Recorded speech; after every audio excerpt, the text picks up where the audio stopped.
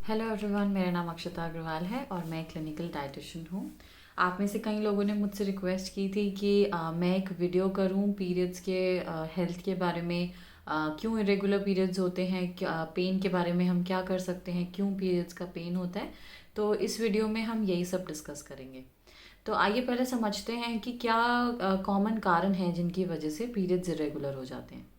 तो पहला तो मतलब बहुत ही एक सिंपल रीज़न हो सकता है, वो है डिहाइड्रेशन, यानी कि पानी की कमी हो जाना। तो कई लोग जो हैं वो बहुत कम पानी पीते हैं पूरे दिन में, और इस वजह से उनके जो पीरियड्स हैं, उनकी जो साइकिल हैं वो टाइम पे नहीं आ पाती। तो अगर आप दिन में 8 से 10 ग्लास पानी भी हर रोज़ पियेंगे तो ये प्रॉब्लम को आप अवॉइड कर सकते हो। दूसरा कारण हो सकता है कि आपके अंदर आयरन की कमी हो, क्योंकि आयरन औरतों के अंदर ज़्यादातर कम पाया जाता है, क्योंकि हर महीने साइकिल होने की वजह से काफ़ी आयरन हम लोग लूज़ करते हैं।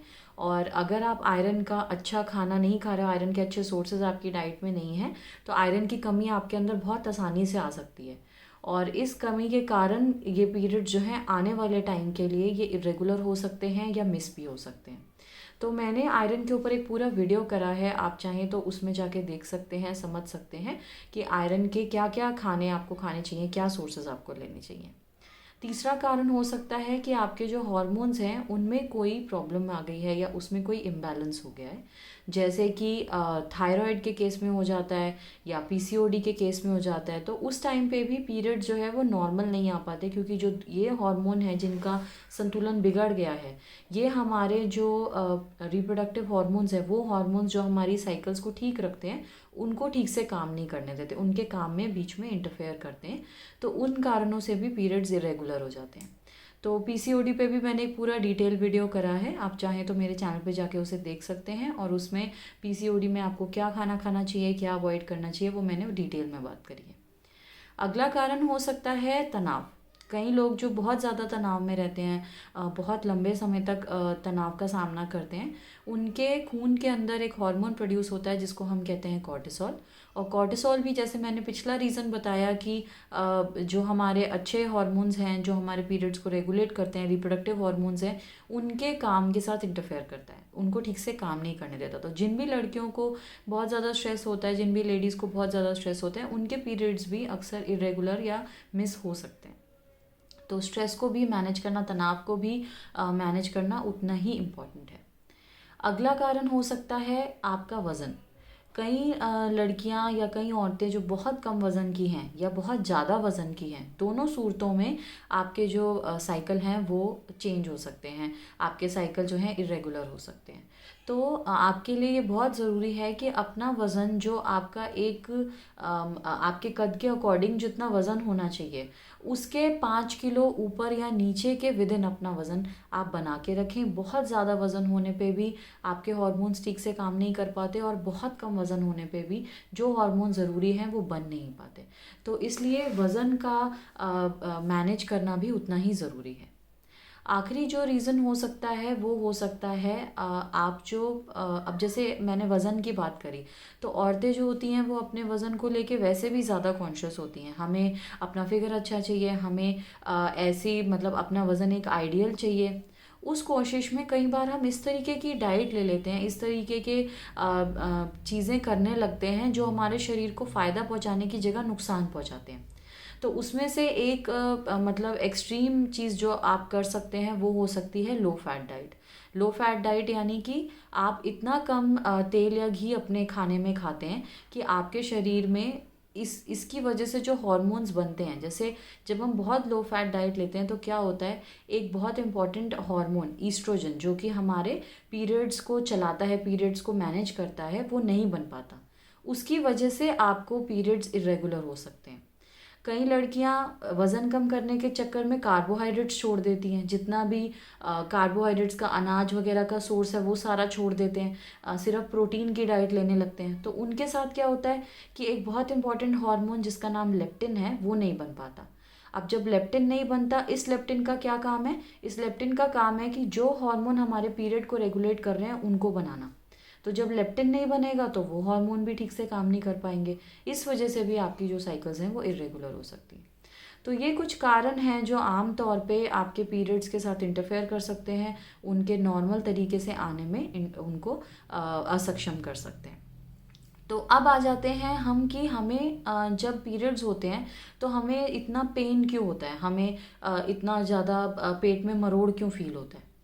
तो होता ये है कि जो हमारी बच्चादानी होती है, जो यूट्रस होता है, उसमें जब भी हमारा पीरियड आने वाला होता है उससे पहले जो खून की वेसल्स होती हैं वो आकर उस पर एक लाइन बना लेती हैं, एक लाइनिंग, एक परत बना लेती हैं। अब जब ये परत झड़ती है तो उसी परत को हम पीरियड्स कहते हैं। अब होता क्या है कि जब ये परत झड़ रही होती है तो जो बच्चादानी की मसल्स हैं, जो यूट्रस की मसल्स हैं, उन्हें आपस में सिकुड़ना पड़ता है ताकि अच्छे से सारी जो ये परत है ये निकल सके। बस जब ये सिकड़ती है उसी को हम एज अ दर्द महसूस करते हैं, एज अ जो हमें मरोड़ पड़ता है वो महसूस करते हैं। तो अब क्या हम ऐसा कर सकते हैं अपने खाने के अंदर, क्या हम ऐसा करें, क्या हम ऐसा लें कि हमें ये जो पेन है, ये जो, क्योंकि कई लेडीज़ को ये पेन बहुत ज़्यादा होता है, तो ऐसा क्या खाएं कि उसमें आपको आराम मिल सके। तो सबसे पहली चीज़ है कोई भी गरम गरम आप चीज़ पिएंगे तो आपको बहुत आराम देगा, आपकी जो मांसपेशियाँ हैं उसे वो रिलैक्स करेगा, खून का बहना आसान हो जाएगा, तो उतना ज़्यादा आपको जो मरोड़ है वो नहीं पड़ेगा।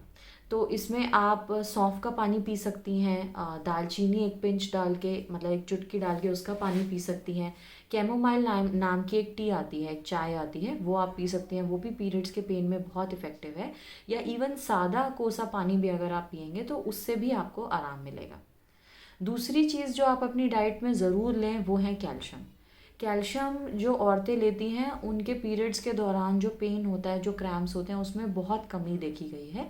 तो कैल्शियम किन चीज़ों से आप ले सकती हैं, जो भी दूध और दूध के चीज़ें हैं उसमें आपको कैल्शियम भरपूर मात्रा में मिलेगा, जैसे दूध हुआ, दही हुआ, पनीर हुआ। उसके अलावा रागी आप ले सकते हो, बाजरा ले सकते हो, सोयाबीन ले सकते हो, काला चना ले सकते हो। इन सब में भी कैल्शियम बहुत अच्छे अमाउंट में प्रेजेंट होता है। तिल के जो बीज होते हैं, जिन्हें सीसम सीड्स भी कहा जाता है, तिल में भी बहुत अच्छा कैल्शियम पाया जाता है। इसके अलावा जो आपके नट्स हैं, जैसे कि अखरोट हुआ, बादाम हुआ, इनमें भी कैल्शियम की काफ़ी अच्छा मात्रा पाई जाती है। तो ये सारी चीज़ें आप अपनी डाइट के अंदर डाल सकते हैं, जिससे कि आपको कैल्शियम मिलेगा और पीरियड्स में जो पेन है उसको कम करने में आपको सहयोग मिलेगा। तीसरी इम्पॉर्टेंट जो चीज़ है पीरियड्स के पेन को कम करने के लिए वो है मैग्नीशियम। मैंने अपने 2 पहले वीडियोस में, जिसमें मैंने सफ़ेद होने, जब बाल सफ़ेद होते हैं उसके बारे में और नींद के बारे में डिस्कस किया है, उसमें भी मैंने मैग्नीशियम की इम्पोर्टेंस के बारे में बताया है। तो यहाँ पे भी मैं आपको बताना चाहती हूँ कि पेन में भी मैग्नीशियम बहुत ज़्यादा हमें हेल्प करता है पेन को कम करने में। मैग्नीशियम के जो कुछ आम सोर्सेज हैं उसमें एक सोर्स तो है डार्क चॉकलेट। आप ओट्स खा सकती हैं, आप केला खा सकती हैं, जो हरी पत्तेदार सब्जियां हैं वो खा सकती हैं। उसके अलावा जिन नट्स का मैंने नाम लिया, जैसे कि बादाम हुआ, अखरोट हुआ, फिर कुछ सीड्स हैं जैसे कि सनफ्लावर सीड्स हुए, फ्लैक्स सीड्स हुए, इन सब में मैग्नीशियम पाया जाता है। तो ये सब आप अपनी डाइट में इंक्लूड कर सकते हो पीरियड्स के दौरान, तो आपको पेन के अंदर कमी लगेगी। अगला जो इम्पॉर्टेंट न्यूट्रिएंट है वो है ओमेगा 3। ओमेगा 3 जो है ये एक बहुत अच्छा एंटीऑक्सीडेंट है और ये एंटीऑक्सीडेंट हमारे पेन को कम करने में हमें बहुत हेल्प करता है। एंटीऑक्सीडेंट के फ़ायदों के बारे में मैंने कई वीडियोस में बताया है, पीसीओडी के वीडियो में, विटामिन सी के वीडियो में, इम्यूनिटी के वीडियो में। तो एंटीऑक्सीडेंट्स के कई फ़ायदों में से एक फ़ायदा ये भी है कि वो हमारे पेन को भी कम करता है, सूजन को भी कम करता है। तो जो ओमेगा 3 है उसको आप किन चीज़ों से ले सकते हैं, जैसे मैंने बादाम का नाम लिया, अखरोट का नाम लिया, चिया सीड से मिल सकता है, अलसी के बीजों से मिल सकता है, ऑलिव ऑयल से मिल सकता है। और यही सब जो हैं ये विटामिन ई के भी बहुत अच्छे सोर्स हैं। तो विटामिन ई भी एक बहुत अच्छा एंटीऑक्सीडेंट है जो आपको पेन कम करने में मदद कर सकता है। इसके अलावा अब आपको ये भी समझने की ज़रूरत है कि क्या है जो ना खाएं, क्योंकि ये तो हमने बता दिया कि ये सब खाइए आपका पेन ठीक हो जाएगा या कम हो जाएगा, लेकिन ये भी बताना उतना ही ज़रूरी है कि क्या चीज़ें हैं जो पेन को बढ़ाती हैं। तो कोई भी, जब आप डीप फ्राइड चीज़ खाते हो, तली हुई चीज़ खाते हो पीरियड्स के दौरान या पीरियड से जस्ट पहले, तो वो आपकी जो परत की मैंने बात करी थी, जो आपके बच्चेदानी में या यूट्रस में बनती है, उसे और मोटा कर देता है। तो जब ये परत मोटी होती है तो इसको निकलने में भी जाहिर सी बात है कि ज़्यादा आपको पेन महसूस होगा, ज़्यादा आपको खिंचाव महसूस होगा। तो इसलिए फ्राइड चीज़ों को आप अवॉइड करें, पीरियड्स के दौरान भी और पीरियड से पहले भी। ऐसे ही जो बहुत ज़्यादा रिफाइंड फूड्स हैं, रिफाइंड जैसे जिनमें कम मात्रा के अंदर रेशा होता है, जैसे कि आपका मैदा सबसे बड़ा एग्जाम्पल है। तो ऐसी चीज़ें भी जो हैं, जो मैदे से बनी चीज़ें हैं, मैदा है, उसे आप अवॉइड करें, क्योंकि जिसमें भी फाइबर कम होगा ये भी आपको मुश्किल पैदा करेगा, आपके पेन को बढ़ाएगा। तो अगर आपको पीरियड्स के पेन मैनेजमेंट के बारे में इस वीडियो से नॉलेज मिली हो, आपको समझने में आसानी हुई हो, तो आप इस वीडियो को शेयर ज़रूर करें अपने दोस्तों के साथ, अपने फैमिली मेम्बर्स के साथ, और मेरे चैनल को सब्सक्राइब करें। मैं आपसे अब अगले वीडियो में मिलूँगी। Thank you.